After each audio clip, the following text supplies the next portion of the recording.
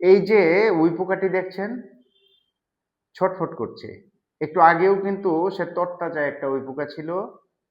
এই বিদ্যুৎ চলে যাওয়ার সাথে সাথে মোমবাতির জ্বালিয়েছিলাম, মোমবাতির আলোতে এসে সে কিন্তু পড়ে গেল।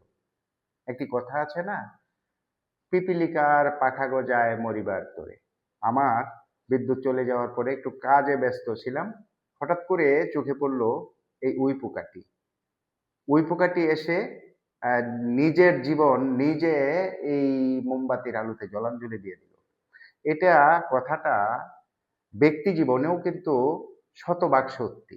এ কারণে যে যে মানুষ, যে জাতি, যে রাষ্ট্র নিজের ক্ষমতা জাহির করার জন্য অন্যের উপর জুলুম নির্যাতন অত্যাচার করে, সে মানুষ, সে জাতি রাষ্ট্রের পতন অনিবার্য।